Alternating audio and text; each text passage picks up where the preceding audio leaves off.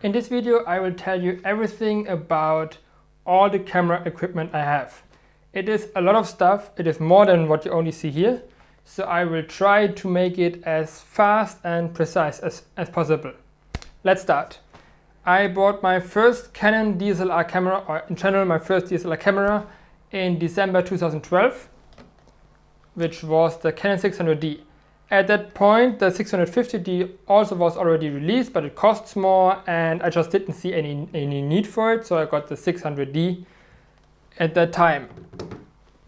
I got my second 600D in February 2014. The reason for that is that I started my YouTube channel and I realized that I need a second DSLR camera for it, because I often want to show myself doing something on the camera and I have to film that at the same time. So I needed the second camera, but I also need it because when I film weddings or other events, I need two cameras so that I can use different lenses without changing lenses all the time. That just wouldn't be possible. And for both of them I paid €340 because the first one I bought in Hong Kong since I lived in Hong Kong at that time. The second one I got that cheap because I bought it used. I also have 4 original batteries which last for the whole day. When I film something, that's more than enough. No, it's not more than enough, it is exactly enough. The Canon 50mm f1.8 is the first lens I ever bought, and until this point I really like it. In the beginning I used it a lot. By now I don't use it that much anymore. I actually only use it when I film events, when it's super low light conditions. Then I use this lens, but other than that I don't really use it anymore. I don't sell it because I still use it at events, and because I wouldn't really get anything for it anymore, so I just keep it. The second lens I bought was the Canon 18-135 IS STM. I don't own it anymore, but it was just my general zoom range lens. Why I sold it I will tell you later on. The third lens I bought was the Sigma 10-20 f4-5.6. The reason that I bought it was exclusively pretty much for my Steadicam. And this is also where I use it for almost all the time. I use it on my Steadicam. I got it quite cheap. So it's like €300, €250, something like that. I couldn't live without it for my Steadicam because it makes it so much easier to make Steadicam shots, since it's much more forgiving than when having little shakes, and also because it looks so epic, have those super wide shots. For pictures I don't use it that much. It's not the sharpest lens, but that doesn't really matter for video work, not as much as for pictures. Oh yeah, and I bought it in May 2014. My next lens is the Canon 70-100 f4 LIS. I bought it in September 2014. The reason why I got it is because I wanted to be able to have a bigger aperture, because my 18-135 had f5.6 at 135mm and this one has f4. Other reasons, well, obviously I have more zoom and it just looks cool. Obviously, honestly said, one of the reasons was it just looks so cool to have such a big lens. That's why I got this lens. I'm happy that I have this lens. Without this lens I would not have been able to make some of the shots that I did, especially on weddings and those things. I know that this lens is made for full frame cameras and I'm using crop sensor cameras, so I'm not using the whole potential of the lens. However, when having jobs I often have access to full frame cameras, and then I use the whole potential of this lens. And if I would have crop sensor lenses, means EFS lenses, I would not be able to use those lenses on the full frame cameras, and I would really miss out on a lot of shots which I can't do without a big zoom range. But if you have a crop sensor camera, then first look on the other lenses which are way cheaper than this one and which are specifically made for crop sensor cameras. One more thing to say about this lens. There is another version of this, without the image stabilization, which is much cheaper, but I make almost all the shots with this camera handheld. I don't use tripods. When I film a wedding, there is no way I use tripods. You just don't have time for setting up a tripod and changing height and everything. There's no way. You have to shoot handheld, but you cannot shoot handheld without image stabilization at such a zoom range. It's just not possible. This is why, for me, it is essential that I have the image stabilization. If you only take pictures, consider under which light conditions you are taking pictures. If all the pictures you take are below a shutter speed of 1/400 or 1/320, then it's fine to just go with the non-image stabilization lens, but also you won't be able to go like on 200mm and then take a picture with 1/100th of a second without image stabilization. My most recent board lens is the Sigma 30mm f1.4, which I bought in September 2015, 440 euro. Oh yeah, this one I bought for 750. I got it quite cheap because it was used. This one I bought new for 440 euro. The reason why I bought it is because I wanted to take pictures with a super blurry background, which is not as much zoomed in like the 50mm lens. Means I can take a picture or video of the whole person and not only of their like head. When I bought this lens, I had quite a lot of pain in the beginning cause I bought it once and it was just way back focused. Yes, no, front focused. It was way front focused and I could not fix it. Then I got a second one and it was way front focused. Not as much, but still front focused. Then I got the Sigma USB dock and fixed it. And now it works really well. What I like about this lens is that it's so well built. It feels really nice. It looks very nice and everything. And it takes amazing images. It's just really cool. What I often do on weddings when it's like the night and like the dinner or something like this, I walk around with the 35 on one camera and the 50 on the other camera, and then I really can capture everything pretty much. This is how I usually walk around during the evening on shootings. Ooh, what was this? So this is all the lenses I have. Batteries. I have 4 original Canon batteries, which usually last for the whole day easily when being on shootings, but I would not go without 4. I don't have third-party batteries. They might work fine, but I just never dared to get them. Usually they work fine in the beginning, but if you use them frequently, they will go bad very fast, and then you have to keep buying new ones. So probably it's just cheaper to buy once the original one. However, if you don't use it that often and it's only your backup, then it might not be worth it to spend so much time and money on the original battery. If you only use it like 5 times per year or something like that, then I can understand if you take third-party batteries. Another camera I have is the GoPro 3 Plus Black Edition. I bought it in July 2014 because I went on a holiday trip where I would do snorkeling with amazing fish and everything, and I wanted to be able to do underwater videos. This is why I got this camera for like 330 euro. I only use it on holidays. I don't use it in any other occasions. I went with it on several holidays, so it was worth it for me, but other than that, there isn't anything I need to shoot with that camera. And I bought an additional battery, the Wicked Chili, for 13 euro. Just recently I bought a new camera, which is the Sony a6300 for 1,220 euro. Very expensive.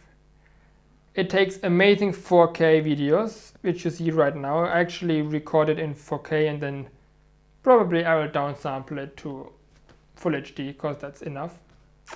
I will keep it. I wasn't sure whether I keep it, but I will keep it because the images are just so crispy clean. Together with this, I bought the Sony 18-135 f4 lens, which is okay. I will make a review on that lens in the coming weeks. I also have an adapter for my Canon lenses. That's the Commlite Adapter, which I made a video about. I can use most of my lenses, but only limited, like not all the functions, and that really annoys me. Because of that, I'm not fully happy with the whole thing, but on the other side, I don't want to make a full change to Sony, because selling all of that, I would lose so much money, because you just don't get that much for it anymore. So at that point of time, I don't know yet what exactly I will do, but I will see.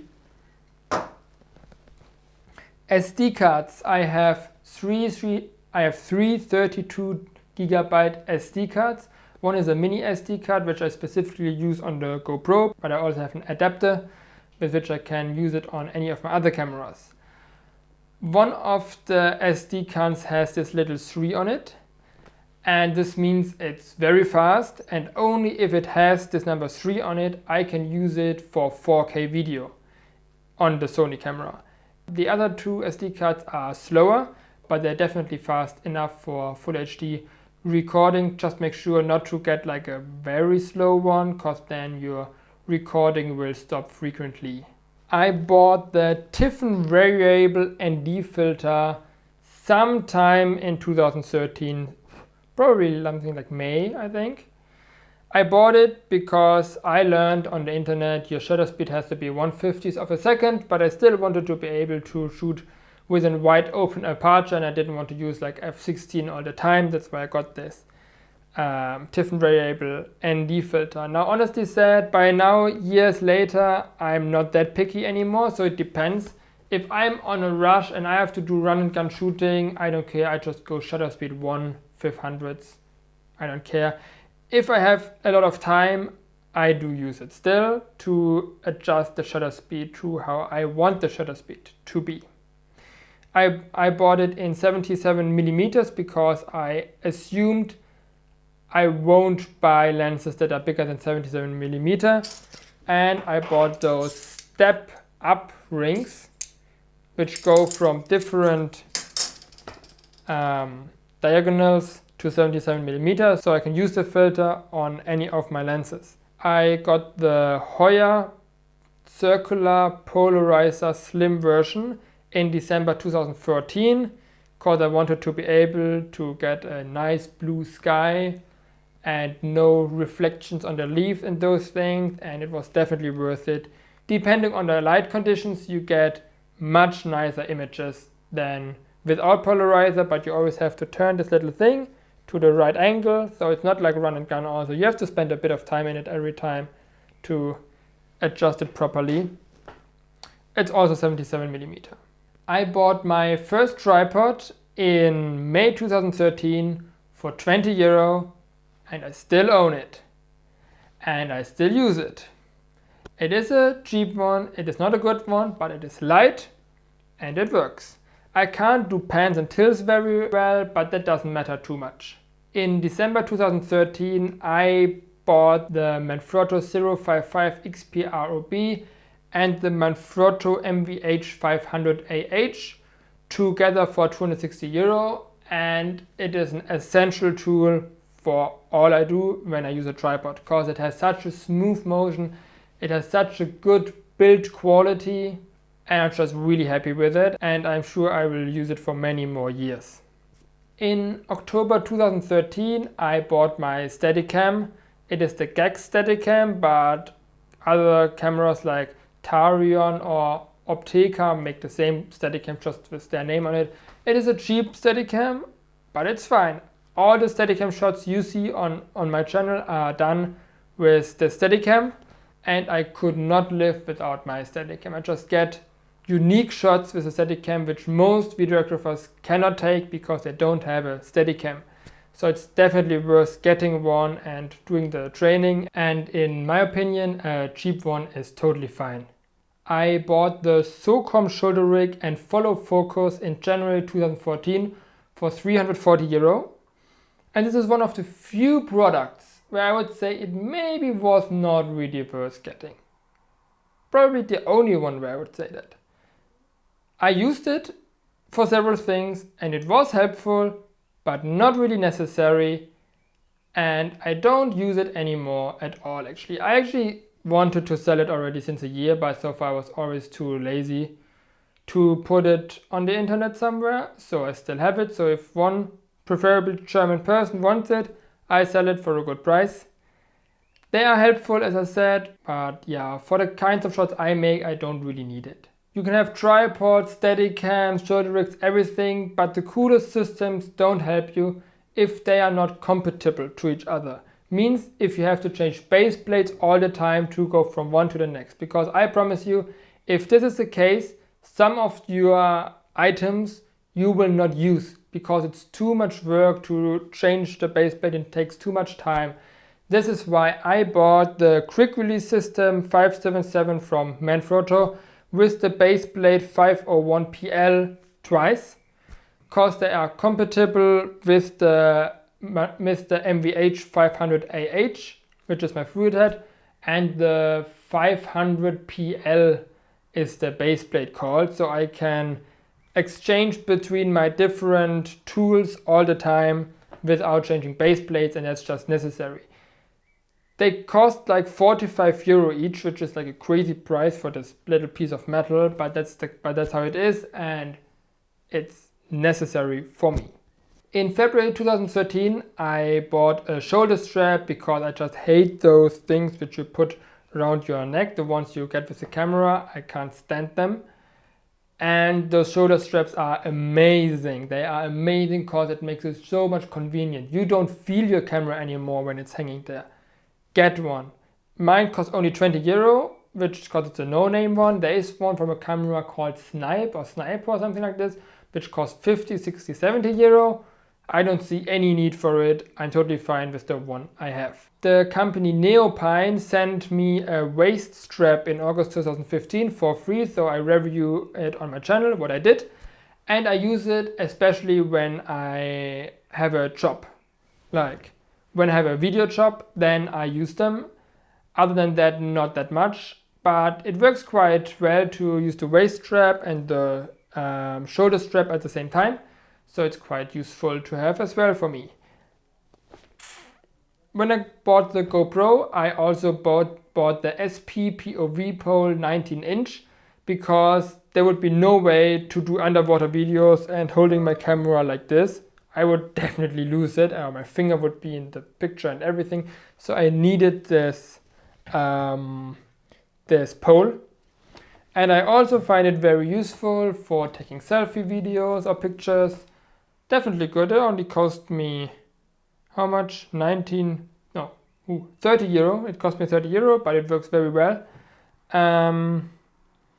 It's not necessary if you have a GoPro, but especially if you want to be able to take nice selfies, or when you do snowboarding or swimming or those things, please spend the extra money.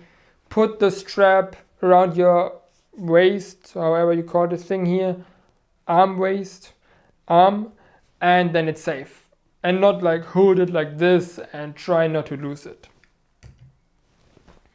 Right when I got my first two lenses, I realized, well, somehow I have to keep my lenses, somehow I have to be able to take the lenses with me, so I bought the Matin Lens Bags. It's 4-in-1, or like 4 bags in one pack, for 19 euro, bought in January 2013, and until now I use them all the time and they still work perfectly fine. They are amazing for that price. Definitely really good bags. Very, very protective, very well built. They don't fall apart, and most importantly, they have this little clip that I can hook them on my trouser. Many people forget sound. Sound is very important. That's why in May 2013 I got the Rode VideoMic Pro, and till now I use it a lot of times whenever I need sound. Together with the microphone I bought the Dead Cat, so I can also get proper sound when there is wind. I realized, together they cost 210 euro. 210.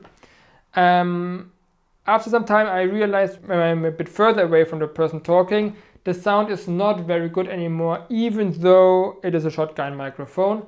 So I got the Rode SmartLav Plus for 50 euro. Now it costs, I think, 70 euro, which is kind of funny. I bought it in December 2014. The SmartLav Plus is made for phones, not for cameras, to plug it in. That's why I got the TRRS to TRRS adapter from Rode for 12 euros, so that I can put it into my camera. And I got the VC1 extension cord so that I can also be on a longer range, and because obviously on the phone, like your phone is in your pocket, so the cable of the microphone is very short, and the extension cord just helps me. I can go way far away and I can still use it. My last item, super important, super important, light. Many people forget about light. Light is so important. I have here a light and I have here a light which you don't see, but I have them here, and if they wouldn't be here, my video would look rubbish. Even though I use an amazing camera, it would look rubbish because the light is bad. I have 3 Lightfox Softboxes. The first one I bought in December 2014. The other 2 I bought last December, just not too long ago. And they only cost like 25 euro. It's super cheap, including the tripod, so it's like amazing. And I have those huge light bulbs in them. You need huge light bulbs, otherwise it doesn't make any difference. You need very strong light. Those are 120 watt, I think, something like that. We say watt. Is it watt? I don't know. We say watt. Okay, that's the power, how much power they have. Equivalent to 600 watt non-energy saving light bulbs. I don't know much about those things, but I guess you get an idea of what I mean. Here's a picture of how they look like when you buy them. So I hope you will find it. That's it. This is all the stuff I own. What do I plan for the future? I would like to get a slider. They are quite cheap sliders for like 150 euro, 200 euro, which should be fine. But I do consider whether I should get a motorized one, because then I can take time-lapse videos with a pen at the same time, which just looks fantastic. But I still have to do some research on that topic. Other than that, I do consider getting the Canon 80D, because they are getting old now. I mean, they are good. They're still good, but they're getting old. And I like, on one side, from the image quality, it's fine if you are under good light and you have good lenses and you know how to color grade, but they are getting old. I want the 60 frames per second or 50. I'm in PAL region. I want the continuous autofocus. I want the better ISO performance. Those, like ISO 1600 looks rubbish. It's just not nice. And yeah, I do consider getting it. I will see.